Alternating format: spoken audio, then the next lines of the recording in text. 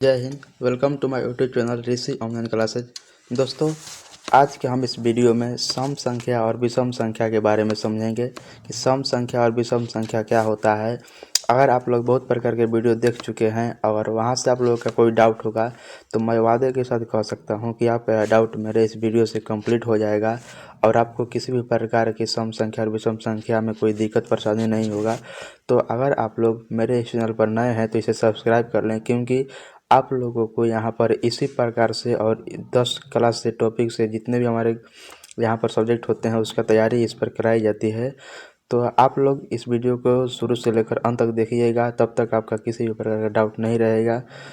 तो चलिए हम लोग इस वीडियो में अब पढ़ते हैं कि सम संख्या और विषम संख्या क्या होता है। हमारा यहाँ पर टॉपिक है कि सम संख्या और विषम संख्या क्या है, तो इसको हम लोग पूरा तरह से आज पूरा करेंगे। देखिए, सम का मतलब क्या होता है, बराबर होता है। विषम का मतलब होता है असमान। जो संख्या हम लोगों को पूरा समान होता है उसे हम लोग सम बोलते हैं, और जो संख्या विसमान होता है उसे हम लोग विषम बोलते हैं। कहने का मेरा तात्पर्य क्या है कि अगर आपके पास 3 केले हैं, मान लीजिए अगर आपके पास 3 केले हैं और इस तीनों केले को अगर आपको 3 लोगों में बांटना है तब तो यह पूरा पूरा से बट जाएगा। ठीक, अगर 3 केला है और इसे हम लोग अगर 3 लोगों में बांटेंगे तो यह पूरा पूरा से कट गया, यानी यह पूरा तरह से बट गया है। ठीक है, तो यहाँ पर हम लोगों को कोई शेष फल प्राप्त नहीं होता है।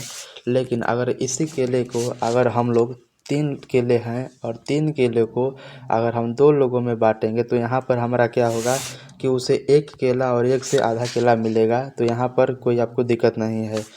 तो मेरा कहने का बात यह है, अब सम संख्या और विषम संख्या के बारे में हम लोग पढ़ेंगे कि सम क्या होगा और विषम क्या होगा। चलिए देखिए, सम का मतलब होता है कि जिस भी संख्या को, यानी कोई भी संख्या हो, उसे हम अगर 2 से विभाजित करते हैं तो वह पूरा पूरा कट जाता है, तो हमारा सम संख्या होगा।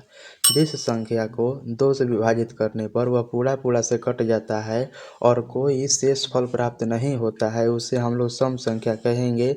जैसे में यहाँ पर अगर हमारा हो जाएगा यहाँ पर 16 हो गया, और 16 को अगर हम 2 से अगर विभाजित करेंगे, 16 को 2 से विभाजित करेंगे तो 2 बाटे 16 होता है हमारा। तो यहाँ पर जो 16 है वह पूरी तरह से कट गया और यहाँ पर हमारा शेष फल प्राप्त होता है 0।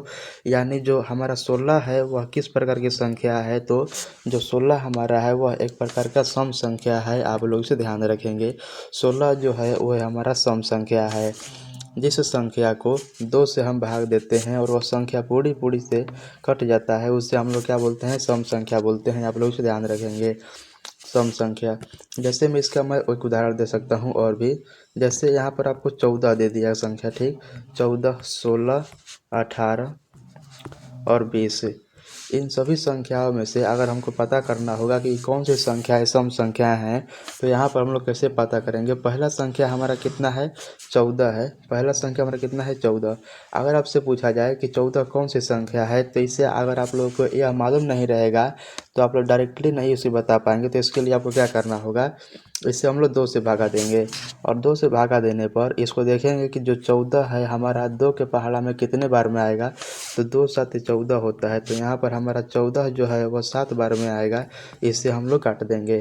तो जो 14 हो गया हमारा, यह सम संख्या होगा, क्योंकि 14 को काटने के बाद हमारा किसी भी प्रकार का शेषफल प्राप्त नहीं हुआ, तो हमारा क्या हो जाएगा, ये सम संख्या हो जाएगा।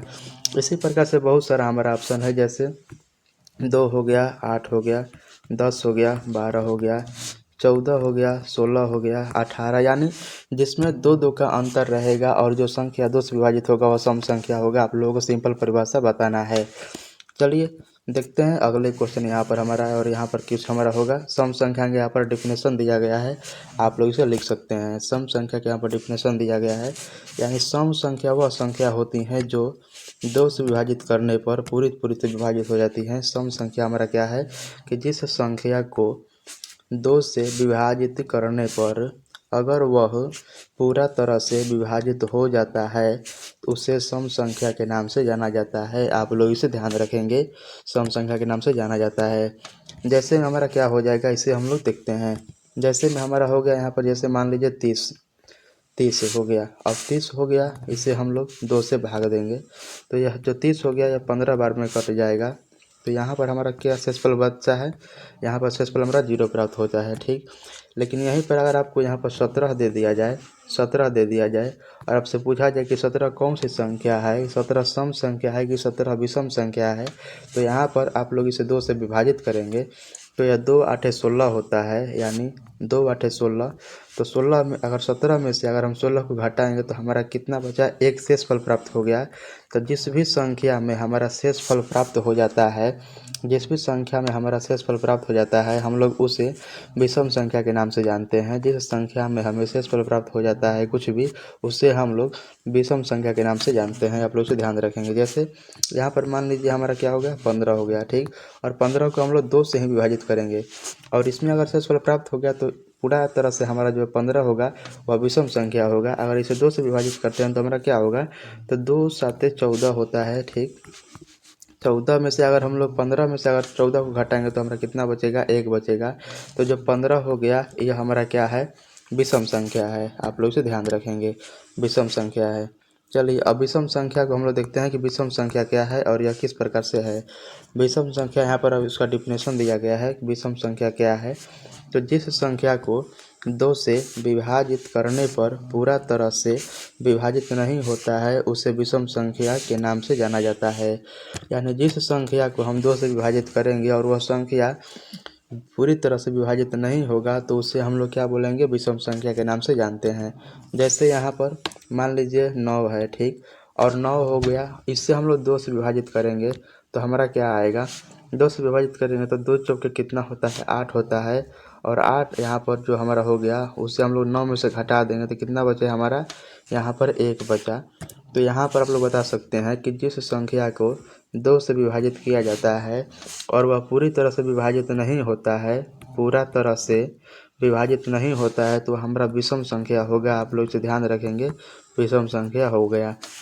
चलिए देखते हैं, आप लोगों से यहाँ पर क्वेश्चन पूछा जाएगा कि 2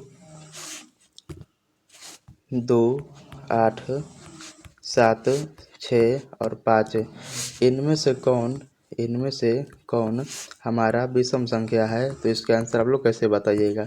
इतना क्वेश्चन दे दिया और इसमें से पूछेगा कि इनमें से कौन सी संख्याएं हमारे विषम संख्या हैं। इसे आप लोगों को बताने के लिए क्या करना होगा कि देखना होगा हमें कि कौन सी संख्याएं 2 से विभाजित होती हैं। तो 2 से जितनी भी संख्याएं हैं वो विभाजित होती है तो हम लोग उसे क्या बोलेंगे कि जिस संख्या को 2 से विभाजित करते हैं और वो संख्या विभाजित हो जाती है तो उससे हम लोग सम संख्या बोलते हैं। आप लोग इसे ध्यान रखेंगे, सम संख्या भी इसे बोलते हैं, ठीक। यहाँ पर हम लोग कुछ रिवाइजिंग कर लेते हैं अपना कि सम संख्या और विषम संख्या क्या होता है।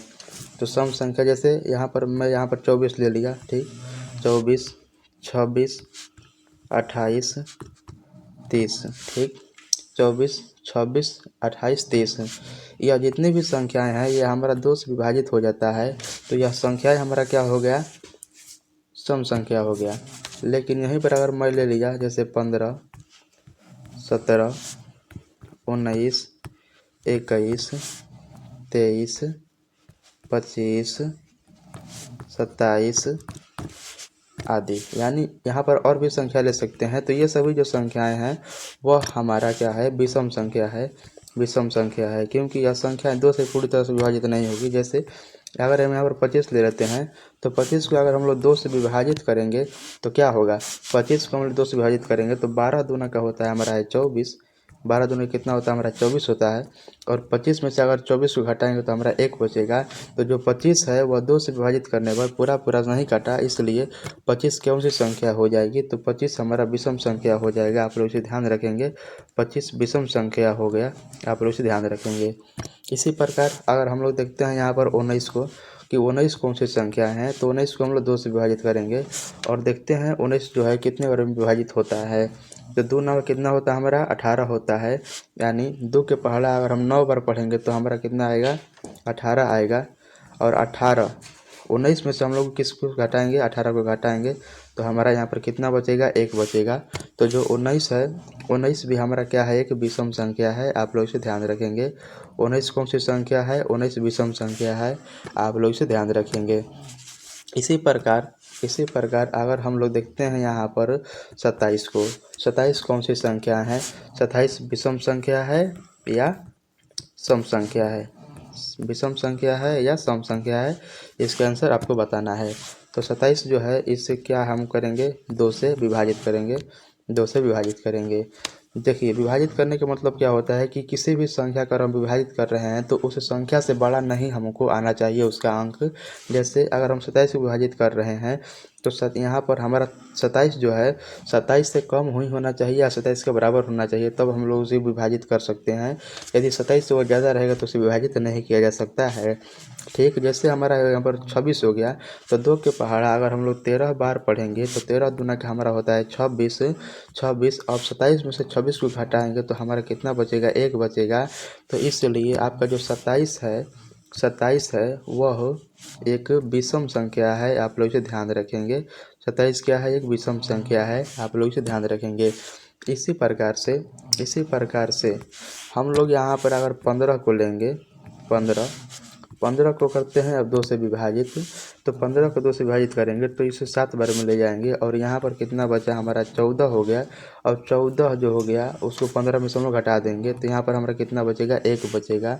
तो विषम संख्या में इतना मानिए कि 2 से अगर उसे विभाजित करते हैं और शेष फल की प्राप्ति हो जाती है तो वह संख्याएँ हमारे विषम संख्या कहलाती हैं। लेकिन अगर किसी संख्या को 2 से विभाजित किया जाता है और वहाँ पर कोई किसी भी प्रकार की शेष की प्राप्ति नहीं होती है तो वह संख्या हमारा यहाँ पर सम संख्या कहलाती है, आप लोग इसे ध्यान रखेंगे। सम संख्या कौन सी संख्या होती है, जिससे हम लोग 2 से विभाजित करते हैं और वह संख्या पूरी तरह से विभाजित हो जाती है, उससे हम लोग सम संख्या कहते हैं। तो मुझे आशा है कि आप लोगों को यह वीडियो अच्छा लगा होगा और इसी प्रकार की और वीडियो देखने के लिए मेरे चैनल को सब्सक्राइब करें। और अगले टॉपिक के आपको किस टॉपिक पर वीडियो चाहिए आप लोग इसे कमेंट बॉक्स में बता सकते हैं। तो जय हिंद और जय भारत।